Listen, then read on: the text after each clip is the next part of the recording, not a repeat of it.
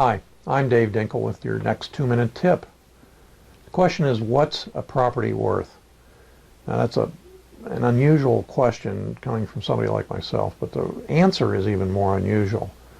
The bottom line is a property is only worth what you can sell it for in the amount of time you have to sell it. I don't care if it's a $14 million oceanfront property or a $12,000 property in the hood. If you can't sell it, it's not worth what you think it's worth. I say this for a reason. Every once in a while we'll get into deals with wholesalers, and they think they know what the value of the property is. I had one that I worked with for a couple of years, and her thing was, I don't sell anything unless I make an $18,000 wholesale profit on it. And I would look at the property she sent me, and I would buy them. If they were what I needed, I would buy them. And I did one where I paid, after everything else, $105,000 for the property.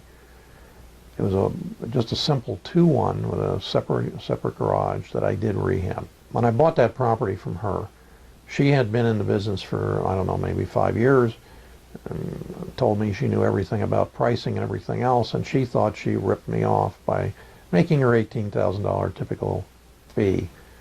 So what happened is, I did rehab the property, took about 4 weeks, mostly patch and paint, not even new kitchen cabinets, and resold the property for $225,000. Later, sometime I think it was about the same year, probably late in the year, she said to me, "How did you ever do on that property in Northwoods?" And I said to her, I sold it for $225,000, and there was dead silence on the phone. And she said, "Did you say $125,000? The ironic part is, I tried to wholesale it for $115,000 and no one would buy it. So I said to Nan, look, this thing has some value. There was one problem though. The entire neighborhood was mixed in the sense that very old properties from the 20s and 30s and newer properties from the 70s and 80s. This property was from the 70s and 80s, but the comps in the area were from the 30s. So long and short of the story is, when I tried to wholesale it, just to get it out because I was rehabbing other properties, none of the wholesalers wanted it. So I said to Nan, let's just go ahead and do it. And what we actually did when we rehabbed is we'd take a blow-up mattress, go to the property, inflate the mattress at night. What I remember vividly about this property was that at 5 o'clock in the morning, every day, we were there for about 2 weeks, 2 trains would come by, one on the east side and one on the west side, at 5 o'clock in the morning, blowing horns going through intersections. And I said to myself, how do these people live in these homes? Some of which were very nice homes.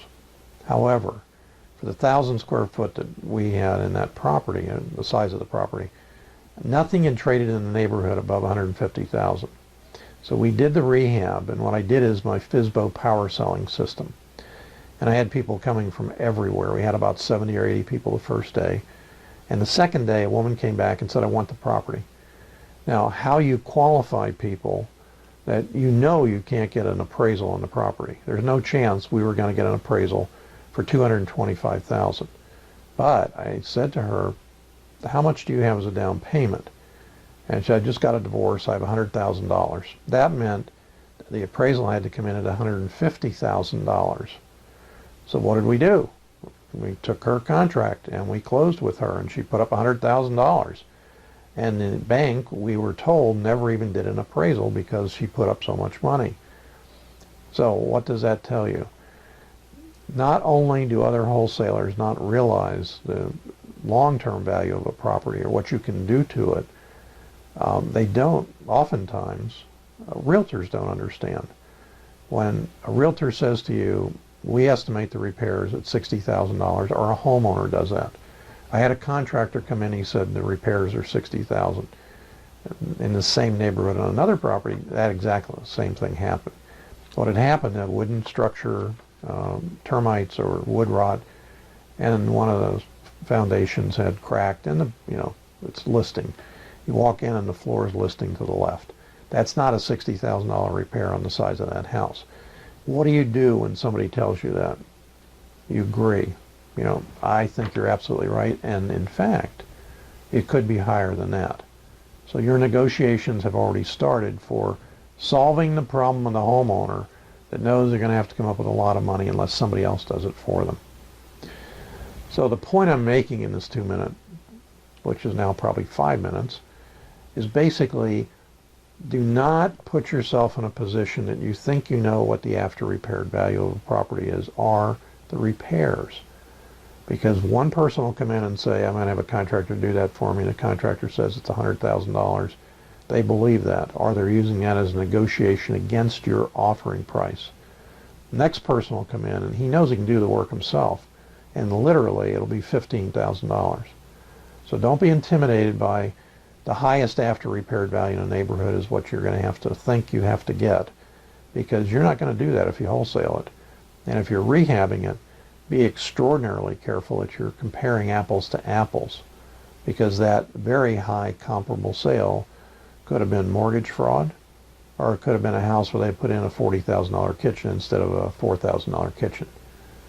So nothing is cast in stone in terms of how much is it worth. Thanks very much. See you in the next 2-minute tip.